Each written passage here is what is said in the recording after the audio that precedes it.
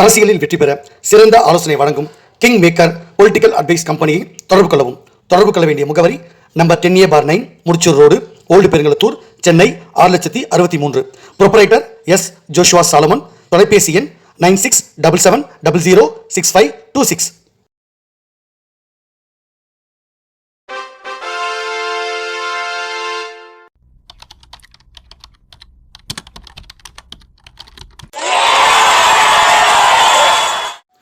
உலகத்தமிழ் ரசிகர்கள் அத்தனை பேருக்கும் என்னுடைய பணிவான வணக்கம். நான் செந்தில்குமார். இந்த பதிவு நான் பார்க்க போகிறது நம்முடைய பாரத பிரதமர், என்னுடைய பாசத்திற்கும் அன்பிற்கும் உரிய பிதாமகராக மோடி அவர்கள் இருந்தார். அது உண்மைதான். நான் அவர்கள் ரொம்ப மரியாதை வச்சுருந்தேன். அவருக்கு பிதாமகர் அப்படின்னு முதல்ல அவருக்கு பெயர் சூட்டி பட்டம் கொடுத்து அழகு பார்த்தது இந்த செந்தில்குமார் தான்.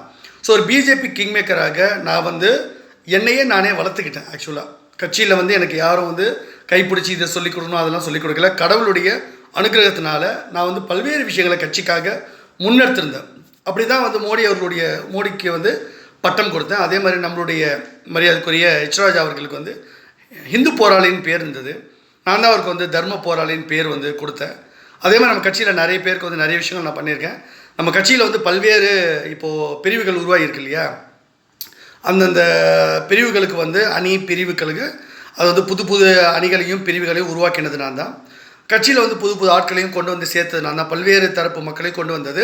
முக்கியமாக ஒரு ஸ்லோகம் எதிர்கட்சிகள் கூட நம்ம பிஜேபி பேசினது, நாம் ஒரு கங்கையை போன்றது பாஜக, எல்லாரும் சேருங்க அப்படின்ற அந்த ஸ்லோகத்தை நான் தான் சொல்லிக் கொடுத்தேன்.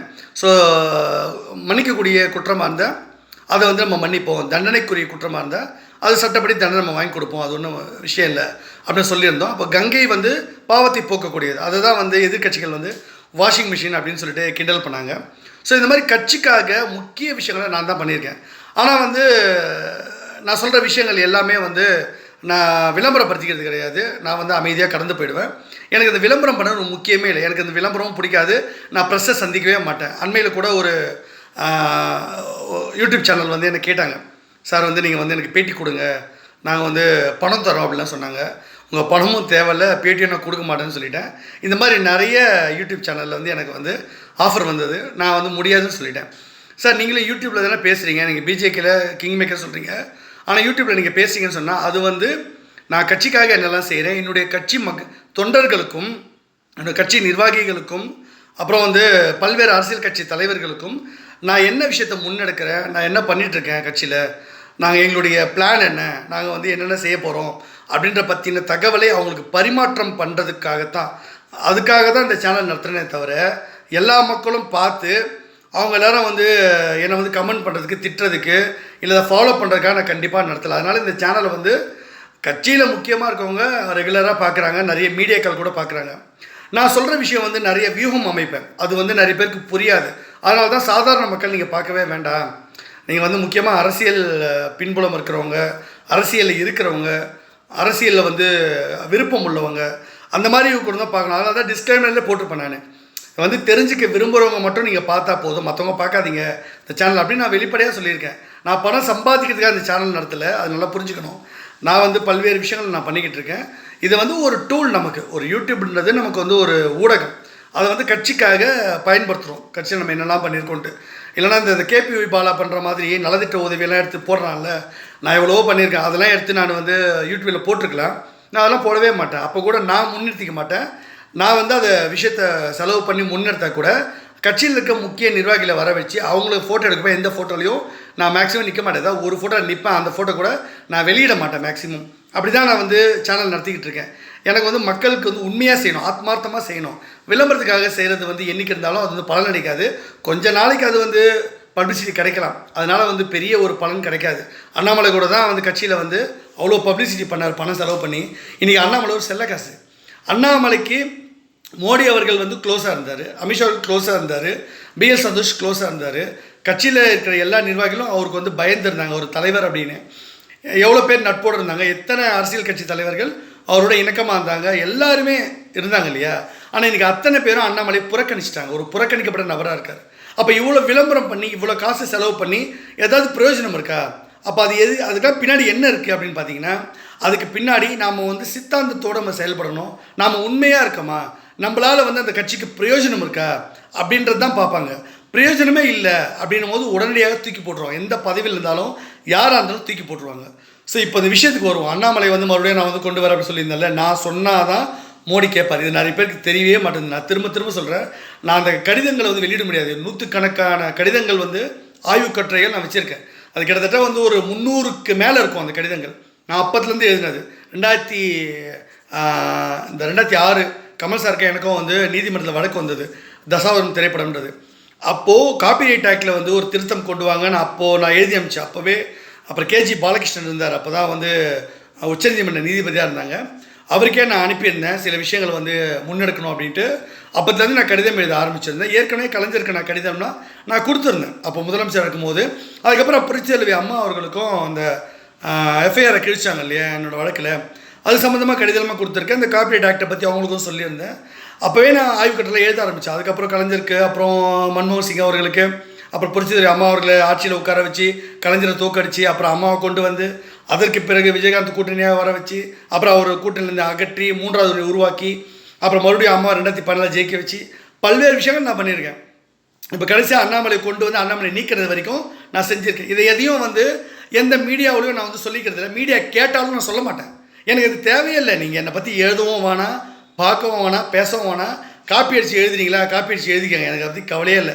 நான் காப்பி அடிக்கலான்னு கொடுக்கவே மாட்டேன். நீங்கள் என்ன வேணால் காப்பி அடித்து நான் பண்ணுற விஷயங்கள்லாம் நீங்களே செஞ்ச மாதிரி போட்டுக்கோங்க. எனக்கு அது பிரச்சனையே இல்லை. நான் சொல்கிறது, இங்கே பாரதிய ஜனதா கட்சியில் மோடி அவர்கள்கிட்ட நான் ஒரு கடிதம் கொடுத்துருக்கேன். மோடி அவர்கள் வந்து நான் சொல்கிறத கேட்டு இங்கே தமிழ்நாட்டில் பாஜகவில் வந்து நான் சொல்கிற மாதிரியான ஒரு விஷயத்தை கொண்டு வரணும்னா நயினாரை மாற்றியே ஆகணும். நயினார் வந்து நம்ம கட்சிக்கு வந்து ஒரு மிகப்பெரிய ஒரு கோடாரி காம்பு. இந்த பாஜகவை வெட்டி வீழ்த்திடுவார் நயினார். அவர் வந்து எடப்பாடியோட கைக்கூலி. அண்ணாமலை இதுக்கு முன்னாடி அப்படி தான் கொஞ்சம் செயல்பட்டார். அவர் சும்மா கதை விடுவார். அதெல்லாம் விஷயம் தெரியாத முட்டா பசங்க கிட்ட போயிட்டு இதெல்லாம் சொல்லுங்கள். எங்களை மாதிரி ஆளுங்கிட்டலாம் வந்து அவர் பருப்பு வேகாது. அதனால் சும்மா அந்த கதையெல்லாம் விடக்கூடாது. நான் மறுபடியும் அண்ணாமலைந்து ஒரு வாய்ப்பு, அண்ணாமலைக்கு ஒரு வாய்ப்பு கொடுக்குறேன். மறுபடியும் நம்மளால் ஒரு இளைஞர் பாதிக்கப்படக்கூடாதுன்னு நான் சொல்கிறத கேட்டால் தான் அவருக்கு அந்த வாய்ப்பு, இல்லைனா கிடையாது. அது மோடி அவர்கிட்ட நான் சொல்லிட்டேன். ஸோ அதனால் அண்ணாமலையை வந்து சந்தித்தா மட்டும்தான் அந்த வியூகம் என்னன்னு தெரியும். அது தெரியாமல் இவங்க சுற்றிக்கிட்டே இருக்காங்க. குருமூர்த்தியாக இருக்கட்டும், மரியாதைக்குரிய குருமூர்த்தி அண்ணாவாக இருக்கட்டும், அன்பு சகோதரர் ரவீந்திரன் துரைசாமியாக இருக்கட்டும், அண்ணாமலைக்காக வேலை செய்கிறவங்க மரியாதைக்குரிய டிடிவி தினகரன் கட்சி, இவங்க எல்லாருக்கும் நான் என்ன சொல்கிறேன்னா, நான் வியூகம் கொடுக்காம மோடி உங்களை சந்திக்க மாட்டார். இதை புரிஞ்சுக்கோங்க. நான் தான் சொல்லிக் கொடுக்குறேன், திரும்ப திரும்ப சொல்கிறேன். ஒருவேளை உங்களுக்கு என் மேலே டவுட் இருக்குன்னா நீங்கள் மோடிக்கிட்டே கேட்கலாம். யாரோ முக்கியமான ஆள் அனுப்பி கேட்கலாம். கட்சியில் நீங்கள் எச் ராஜா கிட்ட போய் கேளுங்களேன். அண்ணாமலையை மாற்றுறதுல எச் ராஜாக்கு ஒரு முக்கிய பங்கு இருக்குது. ஏன்னா அந்த கடிதத்தை கொடுத்ததே எச் ராஜா மூலமாக. அப்போ அவர் பொறுப்பாக இருந்தார். பொறுப்பு தலைவர் அண்ணாமலை வெளிநாட்டுக்கு படிக்க போனார்ல, அப்போ எச் ராஜா அவர் தானே பொறுப்பு தலைவராக போட்டாங்க. அப்போ எச் ராஜா அவர்கிட்ட தானே கொடுத்துருந்த கடிதம். அதனால் எச் ராஜா அவர்களுக்கு தெரியும் அண்ணாமலையை மாற்ற போகிறாங்கன்னு. எச் ராஜா அவர்களே அந்த அசைன்மெண்ட்டை முன்னெடுத்தார். இதை வந்து நான் வெளியே சொல்லிட்டேன்னு அவர் வருத்தப்படலாம். வருத்தப்படுறதுக்கான சொல்லலை. எச் ராஜா அவர்கள் நல்ல விஷயம் பண்ணியிருக்கீங்க. இப்போ எச் ராஜா அவர்கள்கிட்ட நான் ஒரு விஷயத்தை கொடுத்து நான் செய்கிறதா. இப்போ அண்ணாமலைக்கு ஒரு வாய்ப்பு நான் தரேன். நீங்கள் எச் ராஜா அவர்கள் மூலமாக கூட என்னை காண்டாக்ட் பண்ணுங்கள். புரியுதா உங்களுக்கு? நீங்கள் டிடிவி தினகரன் மூலமாக கூட காண்டாக்ட் பண்ணுங்கள். நீங்கள் காண்டாக்ட் பண்ணி வந்து என்கிட்ட பேசினா நான் ஆலோசனை கொடுப்பேன். நான் கொடுக்குற கடிதத்தில், என்னோடய லெட்டர் பேடில் கொடுக்குற கடிதத்தை மோடி அவர்கள் காலில் வந்து சமர்ப்பிங்க. அவருடைய பாதத்தில் சமர்ப்பிச்சிங்கன்னா மோடி அவர்கள் கண்டிப்பாக இந்த விஷயத்தில் அவர் வந்து உங்களுக்கு ஆக்ஷன் எடுப்பார், உங்களுக்கு உதவி செய்வார். நான் சொல்கிற அந்த விஷயத்தை முன்னெடுப்பார். நீங்கள் அந்த கடிதத்தை நீங்கள் அவர் டேபிளுக்கு கொண்டு போகலை. என்னுடைய கடிதம் இல்லாமல் நீங்கள் யார் ரெக்கமெண்டேஷன் கொடுத்தாலும் அதை வந்து மோடி ஏற்றுக்க மாட்டார். ஏன்னா நீங்கள் கொடுக்கறது வெறும் செல்வாக்கை வச்சு நான் சொல்கிறேன் இவரை தலைவராக போடுங்கன்னுவீங்க. நான் அப்படி கொடுக்க மாட்டேன். இவரை எதுக்கு தலைவராக கொண்டு வரணும், இதை எதுக்காக கொண்டு வரணும், இதுக்கு பின்னாடி என்ன இருக்குது, இதுக்கு பின்னாடி ப்ளஸ் என்ன மைனஸ் என்ன, இதில் என்னெல்லாம் நம்ம செய்ய முடியும், எப்படிலாம் பண்ண முடியும், இதுக்கான பின்னணி என்ன, நம்ம பிஜேபிக்கு எவ்வளோ பெரிய ஒரு ஆட்சியில் பங்கீடு எப்படி வாங்குறது, யாரெல்லாம் கூட்டணியில் சேர்க்கறது, என்ன பண்ணுறது, எடப்பாடியை முதல்ல கன்வின்ஸ் பண்ண தெரியணும். ரவீந்திரன் துரைசாமி போய் எடப்பாடியை சந்தித்து கன்வின்ஸ் பண்ணி சீட்டு வாங்கிடுவாரா? அவர் மாதிரி ரெட்டாயிலை 2 ரெட்டாயிலைக்கு ஒரு தாமரன் பேசுகிறாரு, முட்டாள்தனமாக பேசிகிட்டு இருக்காரு. இது எடப்பாடி கிட்ட போய் நீ பேசணும். நீ யூடியூப்பில் பேசக்கூடாதுடா. டே ரவீந்திரன் துரைசாமி, டே லூசு பையில, டிவியில் உட்காந்து பேசாத, யூடியூப்பில் பேசாத. எடப்பாடி கிட்ட போய் உட்காந்து எடப்பாடி சார் எங்களுக்கு வந்து 2 ரெட்டாயிலைக்கு ஒரு தாமரை கூட செருப்பாலே அடிப்பார். உன்னை செருப்பை கழட்டி செருப்பை பீய அடிப்பார். உன்னை அது வந்து சாணியில் முக்கிய அடிப்பாரா இல்லை வேறு என்ன அசிங்கத்தில் முக்கிய அடிப்பார தெரியாது.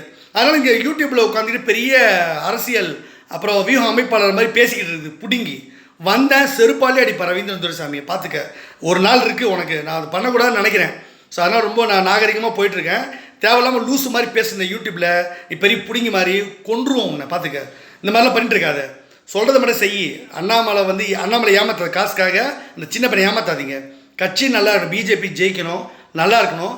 அண்ணாமலையை நான் ஒரு வாய்ப்பு கொடுக்குறேன், ஒரு குறிப்பிட்ட டைம் வரைக்கும் நான் வச்சுருக்கேன். இந்த அக்டோபர் 2 வரைக்கும் நான் டைம் வச்சுருக்கேன். இதுக்குள்ளே அண்ணாமலை வந்தாருன்னா கண்டிப்பாக அண்ணாமலை தலைவராகிடுவேன். அவர் வரலைன்னா கண்டிப்பாக வானதி சீனிவாசன் தலைவர், எழுதி வச்சுக்கோங்க.